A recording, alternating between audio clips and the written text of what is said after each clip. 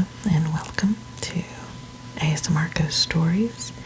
If you enjoy getting just a little bit scared, welcome.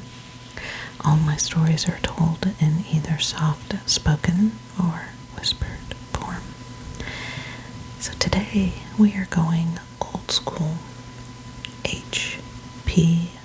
Lovecraft, a fantastic storyteller from the early 20th century. Today we're going to do part 1 of the Call of Cthulhu. Enjoy. Part 1, The Horror in Clay. The most merciful thing in the world, I think, is the inability of the human mind to correlate all its contents. We live on a placid island of ignorance in the midst of black seas of infinity, and it was not meant that we should voyage far. The sciences, each straining in its own direction, have hitherto harmed us little. But someday the piecing together of disassociated knowledge will open up such terrifying vistas of reality and of our frightful position therein that we shall either go mad from the revelation or flee from the deadly light into the peace and safety of a new dark age. Theosophists have guessed at the awesome grandeur of the cosmic cycle wherein our world and human race form transient incidents. They have hinted at strange survivals in terms which would freeze the blood, if not masked by a bland optimism. But it is not from them that there came the single glimpse of forbidden eons which chills me when I think of it and maddens me when I dream of it.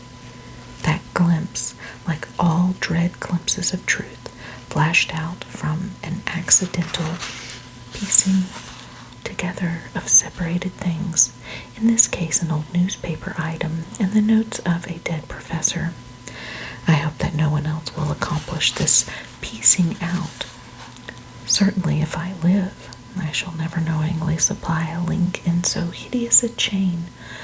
I think that the professor too intended to keep silent regarding the part he knew, and that he would have destroyed his notes had not sudden death seized him. My knowledge of the thing began in the winter of 1926-27 with the death of my grand-uncle George Grammel Engel, Professor Emeritus of Semitic Languages in Brown University, Providence, Rhode Island. Professor Engel was widely known as an authority on ancient inscriptions and had frequently been resorted to by the heads of prominent museums, so that his passing at the age of 92 may be recalled by many. Locally, interest was intensified by the obscurity of the cause of death. The professor had been stricken whilst returning from the Newport boat, falling suddenly, as witnesses said, after having been jostled by a nautical-looking Negro who had come from one of the queer dark courts on the precipitous hillside, which formed a shortcut from the waterfront to the deceased's home in William Street. Physicians were unable to find any visible disorder, but concluded after perplexed debate that some obscure lesion of the heart, induced by the brisk ascent of so steep a hill by so elderly a man, was responsible for the end. At the time I saw no reason to dissent from this dictum, but latterly I am inclined to wonder, and more than wonder. As my great-uncle's heir and executor, for he died a childless widower, I was expected to go over his papers with some thoroughness, and for that purpose moved his entire set of files and boxes to my quarters in Boston. Much of the material which I correlated will be later published by the American Archaeological Society, but there was one box which I found exceedingly puzzling, and which I felt much averse from shewing to other eyes. It had been locked, and I did not find the key till it occurred to me to examine the personal ring which the professor carried always in his pocket. Then indeed I succeeded in opening it, but when I did so seemed only to be confronted by a greater and more closely locked barrier. For what could be the meaning of the queer clay bas-relief and the disjointed jottings, ramblings, and cuttings which I found? Had my uncle in his latter years become credulous of the most superficial impostures? I resolved to search out the eccentric sculptor responsible for this apparent disturbance of an old man's peace of mind. The bas-relief was a rough rectangle less than an inch thick and about 5 by 6 inches in area, obviously of modern origin. Its designs, however, were far from modern in atmosphere and suggestion, for although the bakeries of Cubism and Futurism are many and wild, they do not often reproduce that cryptic regularity which lurks in prehistoric writing.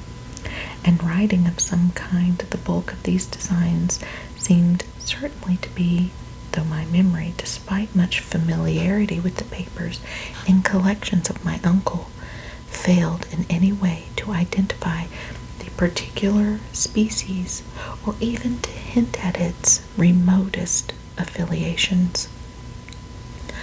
Above these apparent hieroglyphics was a figure of evidently pictorial intent, though its impressionistic execution forbade a very clear idea of its nature. It seemed to be a sort of monster, or symbol representing a monster, of a form which only a diseased fancy could conceive. If I say that my somewhat extravagant imaginations yielded simultaneous pictures of an octopus, a dragon, and a human caricature, I shall not be unfaithful to the spirit of the thing. A pulpy, tentacle head surmounted a grotesque and scaly body with rudimentary wings, but it was the general outline of the whole which made it most shockingly frightful. Behind the figure was a vague suggestion of a cyclopean architectural background. The writing accompanying this oddity was, aside from a stack of press cuttings in Professor Engel's most recent hand, and made no pretense to literary style. What seemed to be the main document was headed Chulu Cult, in characters painstakingly printed to avoid the erroneous reading of a word so unheard of. The manuscript was divided into 2 sections, the first of which was headed 1925, Dream and Dream Work of H.A. Wilcox, 7 Thomas Street, Providence, Rhode Island, and the second, Narrative of Inspector John R. LaGrasse, 121 Bienville Street, New Orleans, Louisiana, at 1908 AAS MTG. Notes on same and Professor Webb's account. The other manuscript papers were all brief notes, some of them accounts of the queer dreams of different persons, some of them citations from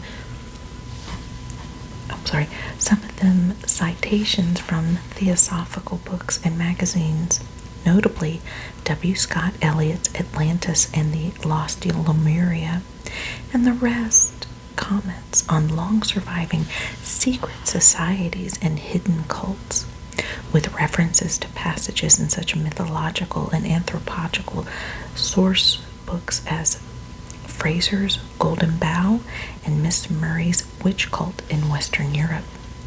The cuttings largely alluded to autres, mental illnesses, and outbreaks of group folly or mania in the spring of 1925. The first half of the principal manuscript told a very peculiar tale. It appears that on March 1st, 1925, a thin, dark young man of neurotic and excited aspect had called upon Professor Engel, bearing the singular clay bas-relief, which was then exceedingly damp and fresh. His card bore the name of Henry Anthony Wilcox, and my uncle had recognized him as the youngest son of an excellent family slightly known to him, who had latterly been studying sculpture at the Rhode Island School of Design and living alone at the Fleur-de-Lis building near that institution. Wilcox was a precocious youth of known genius but great eccentricity, and had from childhood excited attention through the strange stories and odd dreams he has in the habit of relating. He called himself psychically hypersensitive, but the straight folk of the ancient commercial city dismissed him as merely queer. Never mingling much with its kind, he had dropped gradually from social visibility and was now known only to a small group of aesthetics from other towns. Even the Providence Art Club, anxious to preserve its conservatism, had found him quite hopeless. On the occasion of the visit, ran the professor's manuscript, the sculptor abruptly asked for the benefit of his host's archaeological knowledge in identifying the hieroglyphics on the bas-relief. He spoke in a dreamy, stilted manner which suggested pose and alienated sympathy, and my uncle shewed some sharpness in replying, for the conspicuous freshness of the tablet implied kinship with anything but archaeology. Young Wilcox's rejoinder, which impressed my uncle enough to make him recall and record it verbatim, was of a fantastically poetic cast which must have typified his whole conversation, and which I have since found highly characteristic of him. He said, "It is new, indeed, for I made it last night in a dream of strange cities, and dreams are older than brooding Tyre, or the contemplative Sphinx, or garden-girdled Babylon." It was then that he began that rambling tale which suddenly played upon a sleeping memory and won the fevered interest of my uncle. There had been a slight earthquake tremor the night before, the most considerable felt in New England for some years, and Wilcox's imagination had been keenly affected. Upon retiring, he had had an unprecedented dream of great cyclopean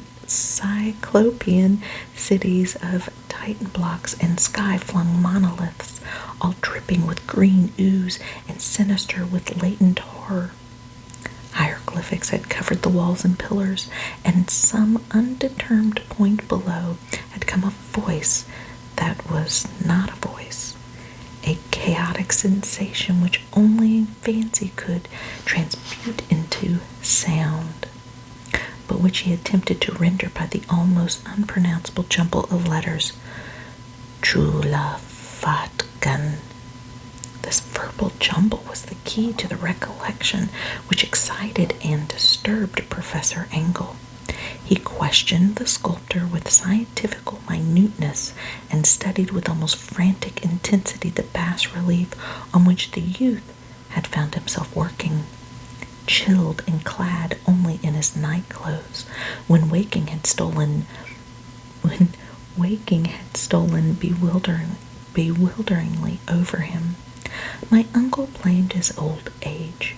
Wilcox afterwards said, for his slowness in recognizing both hieroglyphics and pictorial design. Many of his questions seemed highly out of place to his visitor, especially those which tried to connect the latter with strain cults or societies, and Wilcox could not understand the repeated promises of silence, which he was offered in exchange for his admission of membership in some widespread mythical or paganly religious body. When Professor Engel became convinced that the sculptor was indeed ignorant of any cult or system of cryptic lore, he besieged his visitor with demands for future reports of dreams. This bore regular fruit, for after the first interview, the manuscript records daily calls of the young man, during which he related startling fragments of nocturnal imagery whose burden was always some terrible cyclopean vista of dark and dripping stone, with a subterranean voice or intelligence shouting monotonously in enigmatical sense impacts uninscribable save as gibberish. The two sounds most frequently repeated are those rendered by the letters Chula and Riley. On March the 23rd, the manuscript continued. Wilcox failed to appear, and inquiries at his quarters revealed that he had been stricken with an obscure sort of fever and taken to the home of his family in Waterman Street. He had cried out in the night, arousing several other artists in the building, and had manifested since then only alternations of unconsciousness and delirium. My uncle at once telephoned the family, and from that time forward kept close watch of the case, calling often at the Thayer Street office of Dr. Toby, whom he learned to be in charge. The youth's feeble mind apparently was dwelling on strange things, and the doctor shuddered now and then as he spoke of them. They included not only a repetition of what he had formerly dreamed, but touched wildly on a gigantic thing miles high, which walked or lumbered about. He at no time fully described this object, but occasionally frantic words, as repeated by Dr. Toby, convinced the professor that it must be identical with the nameless monstrosity he had sought to depict in his dream sculpture. Reference to this object, the doctor added, was invariably a prelude to the young man's subsidence into lethargy.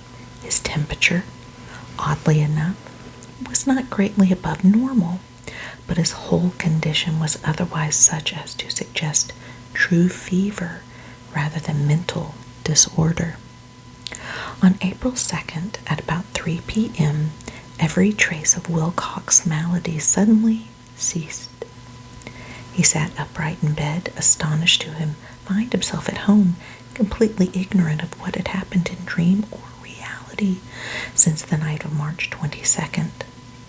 Pronounced well by his physician, he returned to his quarters in 3 days, but to Professor Engel he was of no further assistance. All traces of strange dreaming had vanished with his recovery, and my uncle kept no record of his night thoughts after a week of pointless and irrelevant accounts of thoroughly usual visions. Here the first part of the manuscript ended, but references to certain of the scattered notes gave me much material for thought, so much in fact that only the ingrained skepticism then forming my philosophy can account for my continued distrust of the artist. The notes in question were those descriptive of the dreams of various persons covering the same period as that in which young Wilcox had had strange visitations. My uncle, it seems, had quickly instituted a prodigiously far-flung body of inquiries amongst nearly all the friends whom he had questioned without impertinence, asking for nightly reports of their dreams and the dates of any notable visions for some time past. The reception of his request seemed to have been varied, but he must at the very least have received more responses than any ordinary man could have handled without a secretary. This original correspondence was not preserved, but his notes formed a thorough and really significant digest. Average people in society and business, New England's traditional salt of the earth, gave an almost completely negative result. Though scattered cases of uneasy but formless nocturnal impressions appear here and there, always between March 22nd and April 2nd, the period of young Wilcox's delirium. Scientific men were a little more affected, though 4 cases of vague description suggested furtive glimpses of strange landscapes, and in one case there is mentioned a dread of something abnormal. It was from the artists and poets that the pertinent answers came, and I know that panic would have broken loose had they been able to compare notes, as was lacking their original letters. I have suspected the compiler of having asked leading questions, or of having edited the correspondence in corroboration of what he had latently resolved to me. That is why I continued to feel that Wilcox, somehow cognizant of the old data which my uncle had possessed, had been imposing on the veteran scientists. These responses from aesthetics have told a disturbing tale. From February the 28th to April the 2nd, a large proportion of them had dreamed very bizarre things, the intensity of the dreams being immeasurably the strongest during the period of the sculptor's delirium. Over a fourth of those who reported anything reported scenes and half sounds not unlike those which Wilcox had described. And some of the dreamers confessed acute fear of the gigantic nameless thing visible toward the last. One case, which the note describes with emphasis, was very sad. The subject, a widely known architect with learnings toward theosophy and occultism, went violently insane on the date of young Wilcox's seizure and expired several months later after incessant screamings to be saved from some escaped denizen of hell. Had my uncle referred to these cases by name instead of merely by number, I should have attempted some corroboration and personal investigation, but as it was, I succeeded in tracing down only a few. All of these, however, bore out the notes in full. I have often wondered if all the objects of the professor's questioning felt as puzzled as did this fraction. It is well that no explanation shall ever reach them. The press cuttings, as I have intimated, touched on cases of panic, mania, and eccentricity during the given period. Professor Engel must have employed a cutting bureau, for the number of extracts was tremendous, and the sources scattered throughout the globe. Here was a nocturnal suicide in London, where a lone sleeper had leapt from a window after a shocking cry. Here likewise a rambling letter to the editor of papers in South America, where a fanatic deduces a dire future from visions he has seen. A dispatch from California describes a theosophist colony as donning white robes en masse for some glorious fulfillment, which never arrives, while items from India speak guardedly of serious native unrest toward the end of March. Voodoo orgies multiply in Haiti, and African outposts report ominous mutterings. American officers in the Philippines find certain tribes bothersome about this time, and New York policemen are mobbed by hysterical Levantines on the night of March 22nd to 23rd. The west of Ireland, too, is full of wild rumor and legendary, and a fantastic painter named Andois Bonnat hangs a blasphemous dream landscape in the Paris Spring Salon of 1926. And so numerous are the recorded troubles in insane asylums that only a miracle can have stopped a medical fraternity from noting strange parallelisms and drawing mystified conclusions. A weird bunch of cuttings all told. and I can at this date scarcely envision the callous rationalism with which I set them aside, but I was then convinced that young Wilcox had known of the older matters mentioned by the professor. And that concludes part 1. That was a little bit fast reading, but I like the tale in which it tells. Stay tuned for part 2. Hit that subscribe button and the notification bell. I do upload twice a week on Mondays and Thursdays. And if you do have a suggestion, comment below. Again, thanks for watching and listening. And stay just a little scared.